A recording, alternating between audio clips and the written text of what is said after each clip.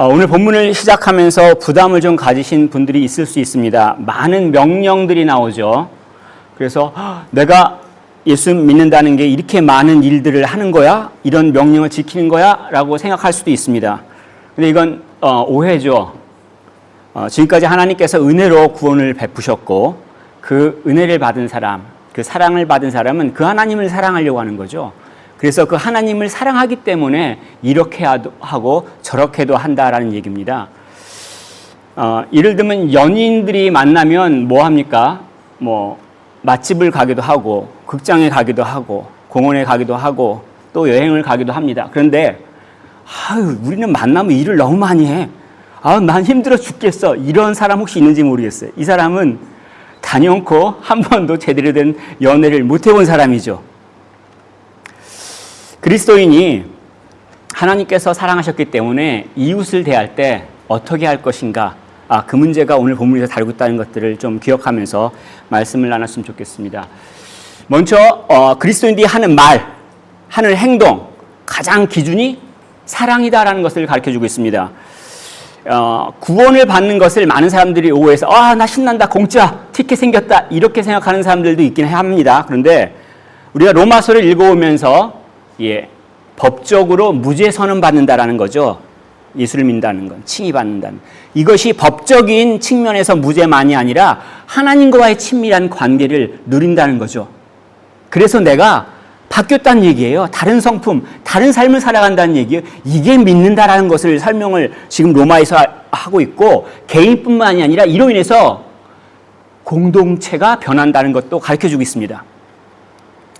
예수님께서 하신 명령 가운데 하나가 뭐냐면 새 계명을 너희에게 주노니 서로 사랑하라. 당신을 그리스도를 믿고 다른 제자들한테 하신 말씀이죠. 이러한 사랑은 위선이 없는 사랑입니다. 무슨 얘기냐면 오늘날 많은 사람들이 사회생활을 하면서 앞에서는 웃는 경우가 많죠.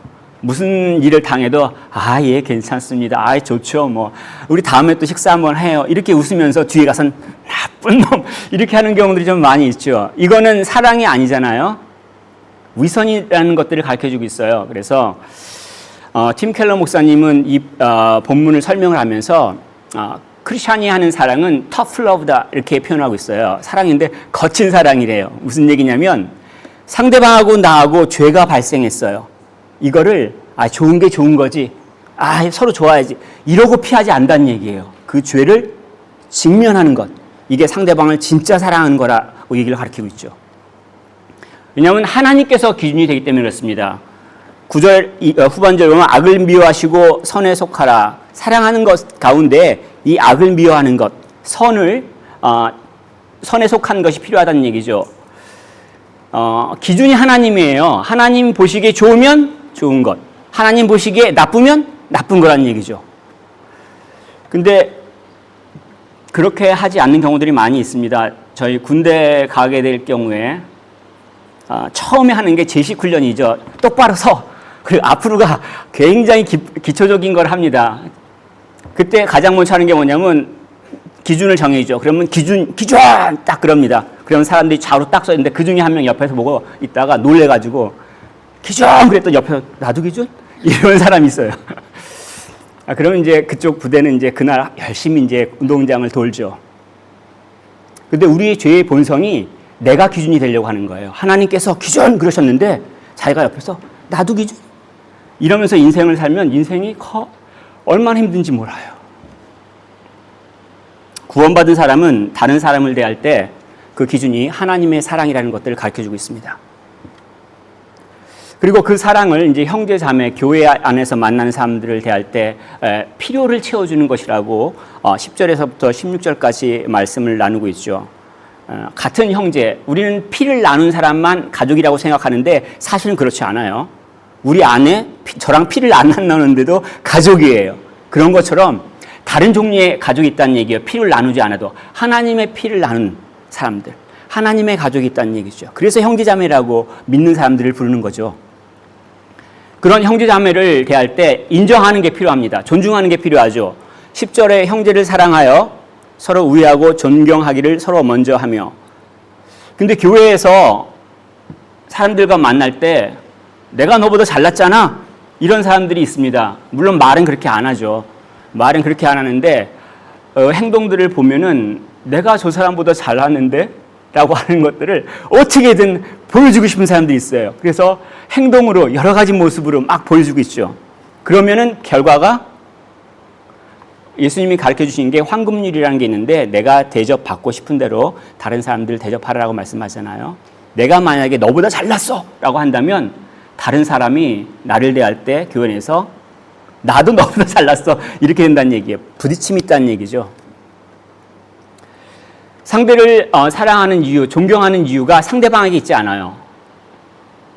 혹시 제가 나이가 많아서 저를 존경하시는 분 계십니까? 없죠? 존경 안 한다고 제가 생각하지는 않겠지만 나이 때문에 존경하시는 분은 없죠. 혹시 제가 능력이 많아서 존경하시는 분 있나요? 아니면 제가 고아한 인격을 갖추고 있어서 존경하시나요? 아니죠. 잠깐 좀 비참해지려고 하는데 현실이 그렇잖아요. 내가 뭐 당신이 가진 것 때문에 존경하는 게 아니라 그 사람이 하나님의 형상이니까. 비록 망가졌지만 하나님의 형상이 그 사람한테 있으니까요. 어찌 감히 내가 하나님의 형상을 대할 때 막말을 해요? 어떻게 하나님의 형상한테 내가 막 행동해요? 결과를 생각하면 두려울 겁니다. 그리고 하나님께서 만약 그 사람이 믿는다면 목숨을 걸고 사랑하시는 사람이에요. 그렇기 때문에 사실 존경하고 높인다는 얘기죠. 교회에 나와서 성도들과 교제한다는 것 축복인데 현실은 많은 문제가 발생합니다. 많은 경우가 교회에 와서 사람들하고 부딪혀요. 어떻게 할 수 있을 것인가라는 것들을 12절에 설명을 하고 있는데 소망 중에 즐거워하라고 가르쳐주고 있습니다. 무슨 얘기냐면 내가 교회에서 인정받고 상대방이 나를 높여줘서 내가 즐거워하는 게 아니라 소망 때문에 즐거워한다는 얘기예요. 저 사람 때문에 즐거워하는 게 아니라는 얘기예요. 주님께서 교회를 세우시겠다 말씀하셨기 때문에 앞으로 세우실 거예요. 그게 완성이 될 때 에덴 동산보다 더 완전한 죄를 짓는 사람이 아예 없는 그곳에서 내가 주님과 함께 한다는 그 소망을 품고 살아간다는 얘기예요. 그럴 때 어려울 때 어떻게 합니까? 살다가 어려우면 욕 나오죠. 욕이 안 나오는 경우는 정말 훌륭하신 분들입니다. 근데 살면서 어려울 때 욕 나오는 거 당연하다고 봅니다. 그런데 그리스도인들은 소망 때문에 참는 거예요. 나도 똑같아요. 그런데 그 소망, 예수님께서 세우시는 그 하나님 나라, 예수님께서 교회를 세우신다고 하셨으니까 내가 이런 사람들과 부딪혀도 내가 그 이루리라 하는 그 소망을 품고 살아가는 거예요. 그래서 기도합니다. 마지막에 기도에 항상 힘쓰라고 얘기하는데 내가 인격이 훌륭해서 참는 거 아니에요. 저를 시험하시면 절대 안 됩니다. 저 그렇게 성격 안 좋습니다. 제가 뭐 능력이 있어 참는 거 아니에요. 크리스천은 기도하기 때문에 살아가요.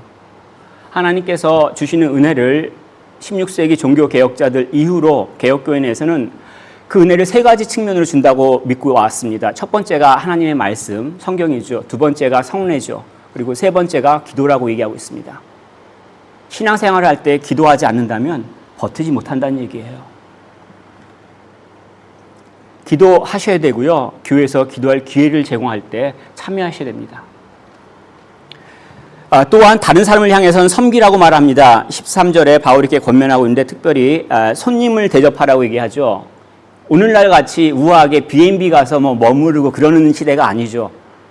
굉장히 여행이 고통스럽고 어떨 때는 생명을 걸어대는 것들이고 또 여행객에게 내가 대접을 한다고 해도 나를 잘 대접할지는 몰라요. 보상을 바라지 않는 겁니다. 그런데 이스라엘 민족이 애굽에서 객이었던 때가 있었기 때문에 또 우리가 크리스찬으로서 이 땅에서 나그네로 살아가기 때문에 하나님께서 지켜주시고 하나님께서 공급해 주신 걸 믿기 때문에 그 믿음이 나오는 행동이에요. 내가 믿고 있는 바를 증명한다는 얘기예요. 특별히 같은 믿음을 갖고 있는 성도들의 필요를 채우는 것이 중요하죠. 성도들의 쓸 것을 공급한다라고 13절에 말씀하시는데 그리스도 안에서 한 몸, 내가 거룩해서 거룩한 게 아니라 하나님께서 거룩하시니까 그 지체가 돼서 날 거룩하다 여겨주시는 거죠. 그 안에서 저는 형제 자매들의 부족한 점들을 채운다는 얘기입니다. 사랑의 가장 기본이 뭐냐면 내가 필요한 거 줘, 이게 아니란 얘기예요. 상대방의 필요가 무엇인지 살펴보고 그 필요를 채우는 게 사랑이란 얘기입니다. 교회 안에서 우리가 살아가면서 서로의 형편을 알게 됩니다. 근데 서로의 형편들을 알게 되고 그 정보들을 어떻게 사용합니까? 바깥에 나가서 다른 사람들하고 와 우리 교회 이런 사람인데 걔 망했대. 자식이 말을 안 듣는데 이런 험담을 해요. 아니면 그 사람들 앞에서 나는 너보다 잘났어. 우리 자식들은 더 잘 나가. 이러는 모습을 한다면요. 저주받은 자의 정확한 모습입니다. 영원한 저주를 받은 자의 모습이 바로 그 모습이에요. 형편을 알게 됐을 때 그 연약한 부분을 살피시고 부족한 부분을 채우시고 돕는다고 한다면 그 모습 가운데 나타나시는 그 예수 그리스도의 모습을 발견하실 수 있습니다. 미국에 제가 다음에 갈 경우에 한번 갔으면 좋겠다 싶은 교회가 하나 있습니다. 뭐 이름은 말씀을 안 드리겠는데 그 교회의 특징이 뭐냐면 장로님들이 차량 봉사를 하신대요. 왜냐하면 인생에 있어서 쓴맛 단맛 다 지내고 일자리도 다 이제 은퇴하고 시간 남잖아요. 아직은 건강하시니까. 그래서 항상 그 장로님들이 차를 운전해서 성도들을 데리고 오고 데리고 가는 건데 저는 우리 교회가 그거 가능성 굉장히 높다고 생각합니다. 그래서 우리 교회에서 그 가능성이 굉장히 높기 때문에 우리 교회에서 그 모습을 빨리 볼 수 있는 날이 오기를 기도합니다. 그러면서 또 14절에 너희를 박해하는 자를 축복하라고 얘기를 하시죠. 왜냐하면 바깥에 있는 사람들을 말할 수 있지만 나를 가장 힘들게 하는 사람은 가까운 데 있는 사람.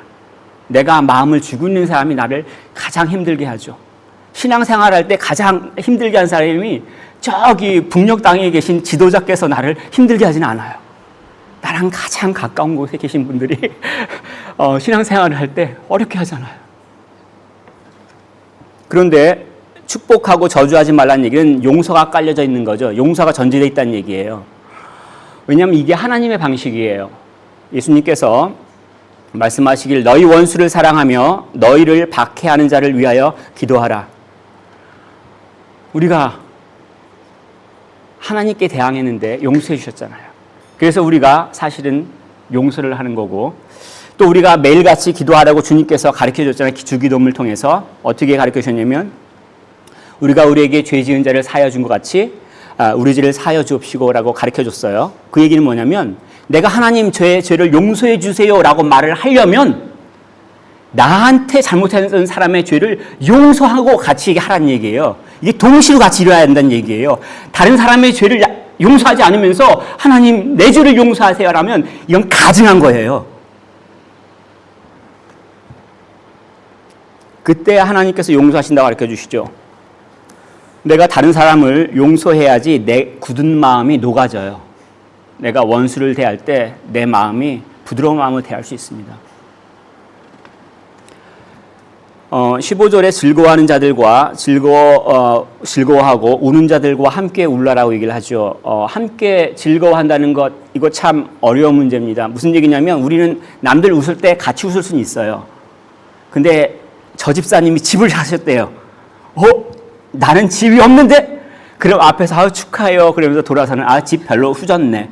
이렇게 돌아서시는 분들 있죠. 그 얘기는 뭐예요? 예. 우리 마음 가운데 본성은 이기적이에요. 질투에 휩싸여 있죠. 그것과 싸우는 걸 말해요. 우리의 그 죄된 본성과 싸워야지 사실은 내가 다른 사람이 잘 될 때 진심으로 기뻐해 줄 수 있어요. 남들이 아플 때 가서 울어주는 거 우리 주님의 마음이죠. 나사로가 죽었을 때 주님이 그 마리아의 말을 듣고 막 비통해 하셨잖아요. 우리가 그런 주님의 마음을 갖게 된다는 얘기예요. 그런 일들을 하는 가운데. 사랑한다는 것은 단지 감정만의 문제가 아니라는 것을 가르치고 있습니다. 사랑한다는 것은 상대의 필요를 살피고 그 필요를 채워주는 행동을 말합니다. 이런 걸 할 때 겸손하는 것들이 필요합니다. 16절에 겸손하라고 얘기를 하죠. 공동체가 형성될 때 깨지는 경우들이 교만한 자들이 많으면 깨지죠. 나가 잘났어. 내가 너보다 나아. 내가 너보다 많이 공부했어. 내가 너보다 돈이 많아. 내가 너보다 아무것도 없구나. 나이가 많아. 이러면 공동체가 깨진다는 얘기예요. 그런데 그럴 때 뭘 조심해야 되냐면 본인이 인정받지 못하고 있다는 걸 증거하는 거야, 스스로. 자기가 인정을 받지 못했으니까 그걸 해도 교회에 와서라도 내가 인정받고 싶다는 얘기예요. 그런데 이 문제가 얼마나 심각한 거냐면 하나님이 자기 아들을 죽이면서까지 내가 너를 내 아들이다라고 인정해 주시는 것을 거부한다는 얘기예요. 하나님의 인정 관심 없어요. 나는 저기 사람의 인정을 원해요. 얼마나 어리석은 모습을 보여주고 있어요. 주 안에서 형제 자매된 이들의 필요를 채우는 것, 바로 교회의 일들이죠. 이것이 사랑이라고 가르쳐주고 있습니다. 그리고 교회 밖의 사람들, 또 교회 아닐 수도 있지만 선을 악으로 이기라라고 말씀을 가르치고 있죠. 악을 악으로 갚지 말라라고 17절에 말합니다. 이건 인간의 본성에 어긋나는 얘기예요. 누가 나한테 나쁜 짓 했으면 나는 배로 갚아야지. 기다려, 반드시 갚어. 내가 은혜는 못 갚아도 원수는 갚는 사람이야. 이게 우리의 본성이거든요. 성경에도 나와 있어요. 눈에는 눈으로, 이는 이로, 손은 손으로, 발은 발로. 출애굽기 21장 24절 말씀입니다. 자, 무슨 얘기예요? 원수를 갚으란 얘기인가요? 아니죠. 개인적으로 복수하지 말란 얘기예요. 하나님께서 정하신 율법에 따라서 죄를 정하고 거기에 따라 형량을 정하고 거기에 대한 절차를 집행하라는 얘기예요. 우리는 그렇게 하지 않는다는 얘기입니다. 이건 복수를 위해서 만든 것이 아니라 복수를 금지시키는 법이라고 우리가 이해할 필요가 있습니다. 이렇게 우리의 본성을 거부하는 이유는 뭐냐면 예수님이 하지 말라고 하셨거든요. 악한 자를 대적하지 말라. 누구든지 내 오른편 뺨을 치거든 왼편도 돌려대라라고 말씀했습니다. 복수하지 말란 얘기죠. 그리고 우리에게 모든 사람과 더불어 화목하라고 말씀합니다. 그리스도의 사역이에요. 예수님께서 이 땅 가운데 오셔서 하신 사역이 뭐냐면 우리를 하나님과 화평케 만드셨어요. 그리고 그 하나님의 자녀가 된 자들은 화평케 하는 자들은 복이 있나니 하나님의 아들이라 일컬음을 받을 것이요. 믿는 자들도 마찬가지로 화평케 해야 된다는 얘기예요.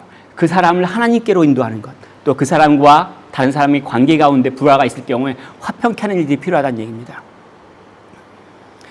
물론 어렵긴 해요. 정말 어렵습니다. 그래서 조건을 답니다. 19절에 뭐 할 수 있거든 이란 조건을 달죠. 왜냐하면 내가 아무리 노력해도 안 되는 경우가 있을 수 있어요. 나는 회개하고 나는 돌이키고 나는 바뀌었어도 상대가 안 바뀌면요 안 돼요. 어떻게 하겠어요? 근데 이걸 인정하라는 얘기예요. 내가 변했다고 세상이 다 변한다고 오해하지 말라는 얘기입니다. 진정한 평화는 하나님께서 이루실 거예요. 원수 갚는 것은 하나님께 속한 일이라고 가르쳐주고 있습니다. 사실은 이 19절 말씀은 신명기 32장 35절 말씀을 인용한 말씀이거든요. 지금은 막 원수가 잘 나가는 것 같아요. 원수가 아쉬운 것도 없고 떵떵거리는 것 같아요. 두려움 없이 자기 마음대로 행하는 것 같아요. 그런데 하나님께서 그가 한 잘못을 물으신다는 얘기예요. 책임을 지게 하신다는 얘기예요. 마지막 날 반드시 하나님께서 그 책임을 지우신다는 얘기입니다. 우리로서는 원수를 갚지 말란 얘기예요. 왜냐하면 우리는 원수를 갚으면서 실수를 할 수가 있어요. 눈에는 눈, 이에는 이. 성경에도 나오지만 함무라비 법전에 나오는 말이잖아요. 지금으로부터 한 3,800년 전 얘기예요. 이 얘기는 무슨 얘기냐면요. 우리는 상대방이 잘못한 걸 꼬투리로 더 큰 보복을 가하는 존재란 얘기예요. 역사 이후로 증명했다는 얘기예요. 얼마나 우리의 본성이 분명했으면 그 오래전에 법으로 못을 박았어요. 상대방의 꼬투리를 잡아가지고 복수한 우리의 본성. 또한 내가 원수를 갚겠다 하면은 어떤 문제가 발생하냐면 내가 고통받아요. 미워하실 때 마음이 어때요? 배우자 미워할 때 마음이 좋아요. 이러면 정신병자고요. 자기가 사랑하는 사람을 미워할 때 고통 가운데 있죠. 그 미워하는 마음 때문에 혈압이 확 올라가기도 하고 실수도 많이 하죠. 자, 잘못을 누가 했냐면 상대가 했어요. 근데 고통을 누가 받아요? 자기가 받아요. 왜 피해자가 고통을 받아요?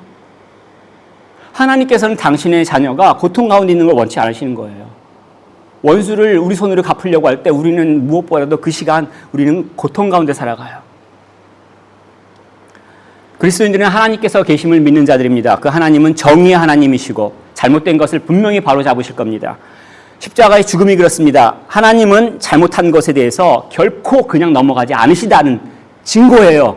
자신의 아들을 죽이면서까지도 정의를 바로잡으시는 게 하나님이란 얘기예요. 그런데 감히 어찌 죄를 지은 자를 내버려 두시겠어요? 무엇보다도 내가 복수한다면 하나님의 주권을 훼손하는 거예요. 원수 갚는 것이 하나님께 있다라고 선언하셨는데 내가 내 손으로 갚으라고 해요. 하나님 비기세요. 내가 내 힘으로 하겠습니다는 얘기예요. 하나님의 주권에 도전하는 행위입니다. 우리가 만약에 예수를 그리스도로 믿는다면 하나님의 주권을 인정해야 되지 않겠습니까? 우리는 선을 베풀라고 권면합니다. 20절에 원수가 줄이거든 먹이고 목마르거든 마시게 하라. 그러함으로 내가 숯불을 그 머리에 쌓아놓으리라. 이것도 성경에서 어려운 구절 가운데 하나입니다. 왜냐하면 나이스하게 복수하는 거예요? 이렇게 물어보신 분들 많습니다. 앞에서는 예, 좋아요. 먹을 거 필요하면 드세요. 서비스 해주고 나중에 돌아가서는 거기다가 막 저주를 막 퍼붓고 불을 갖다 놓는 것. 만약 그렇게 해석하면요, 좀 어렵습니다. 물론, 우리가 친절을 베풀면 원수가 얼굴이 부끄러질 수 있죠. 내가 나쁘게 대했는데 나한테 친절을 베푸네? 그래서 괴로울 수 있어요. 그래서 회개까지 이를 수 있어요. 이것을 이제 전통적으로는 이제 회개와 부끄러움의 가책으로 탄 듯한 고통을 겪는다라고 표현을 하는데, 그럴 수도 있습니다. 그런데 그렇지 않을 수도 있잖아요. 양심이 망가지신 분들이 간혹가다 있잖아요. 그리고 무엇보다도 문맥이 그렇게 말하고 있지 않습니다. 문맥은 그리스도인들은 선을 행하라 라고 말하고 있습니다. 원래 이 말씀을 잠언 25장 21절 22절에서 인용한 말씀입니다. 제가 읽겠습니다. 내 원수가 배고파 하거든 음식을 먹이고 목말라 하거든 물을 마시게 하라. 그리하는 것은 핀 숯을 그의 머리에 놓은 것과 일반이요 여호와께서 내게 갚아주시리라. 지금 솔로몬 왕이 이웃에 대해서 친절을 베풀라고 말하는 거잖아요. 음식과 물을 제공하는 것, 그리고 핀 숯을 머리에다 놓는 것, 이것을 동격화시켰어요. 같다라고 얘기하고 있죠. 안 믿어지시는군요. 잠언 25장 21절 22절을 한번 읽어보십시오. 그러면 음식을 원수한테 주는 것과 핀 숯을 그 머리 위에다 올려놓는 것을 같이 여기고 있어요. 무슨 얘기냐면 선을 베푸는 행위란 얘기예요. 옛날에는 불씨가 굉장히 중요하죠. 불해서 밥해 먹었는데요. 근데 불씨를 꺼뜨리면 어떡합니까? 며느리들 난리 나죠. 지켜야 되는 건데. 우리 야외 예배 때 바베큐 할 때 어떻습니까? 불 피우려고 예배도 관심 없어요. 오직 불 하나 피우겠다고 이걸 1시간, 2시간 피워도 잘 안 피우잖아요. 우리는 오늘날의 기술력을 사용하잖아요. 라이터도 쓰고 침리 스타터도 쓰고 석유도 막 뿌리고. 근데 옛날에 불 피울 때 얼마나 힘들었겠어요. 그럴 때 밥해야 되는 불씨가 떨어졌어요. 그럼 어떡합니까?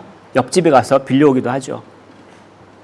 그때 솥단지나 냄비 같은 걸 들고 와서 빌려달라면 거기다 싸가지고 다시 집에 와가지고 불씨로 밥한다는 그런 의미란 얘기예요.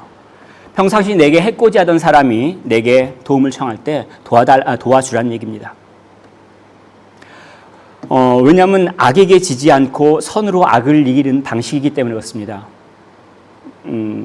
악에게 진다라는 것, 원수가 내게 나쁜 일을 했어요. 그럼 내가 괴로워해요. 복수해야지. 그리고 복수의 계획을 짜고 복수를 진행해요. 이게 악에 진다라고 가르쳐주고 있습니다. 왜냐하면 상대가 잘못했으니까 나도 잘못한다 이 얘기예요. 근데 우리가 아직도 이게 잘못된 건지 모를 수 있습니다. 왜냐하면 우리가 너무 이 방식에 익숙해 있기 때문에 그럴 수 있어요. 잘못했으니까 나도 잘못한다. 이게 우리의 방식이라는 얘기예요. 우리의 본성이라는 얘기예요. 근데 그럴 때 어떤 일들이 벌어지면 우리도 악한 존재가 된다는 얘기예요. 반지의 제왕 혹시 읽어보셨나요? 못 보신 분은 영화 보셨나요? 그 반지의 제왕 가운데서 괴물들이 나오는데 그중 괴물들 가운데 하나가 골룸이라는 존재 기억하신지 모르겠습니다. 키도 작고 머리숱 몇 가닥 있고 팔다리가 가늘어가지고 My precious 하는 괴물 있잖아요. 완전히 그 육체가 그 마음이 망가진 상태잖아요. 근데 원래 골룸이 그렇게 생기진 않았죠. 원래 그렇게 생기지 않으셨어요. 그래도 사람같이 생겼습니다. 사람은 호빗이었으니까. 그런데 왜 그 존재가 골룸이라는 괴물로 바뀝니까? 예, 절대 반지를 끼고 그 파워를 사용합니다. 그래서 안 보이고 그 능력을 사용해서 막 그랬어요. 그런데 문제는 뭐냐면 그 절대 반지를 사용하면 사용할수록 모습이 괴물로 변하는 거예요. 왜냐하면 그 절대 반지의 주인이 누구냐면 악의 군주 사우론이기 때문에 그렇습니다. 제가 무슨 얘기하는지 전혀 감을 못 잡으시는 분들은 꼭 영화라도 보십시오. 영화라도 꼭 보시면 이해하실 수 있어요. 무슨 얘기냐면 하나님을 믿는 자들은 방법조차도 선한 방법을 택한다는 얘기예요. 겸손하고 친절하며 봉사를 하며 또 평화를 이루고자 하는 것이 바로 그리스도인의 모습이라는 얘기입니다. 이게 사실 어떻게 가능한지 참 어렵습니다. 왜냐하면 내 마음은 복수의 불로 막 불타올라요. 특별히 감정적인 분들은 부당한 일을 당하면 그 자리에서 갑자기 우악 해지는 경우들이 있죠. 그걸 어떻게 참아요?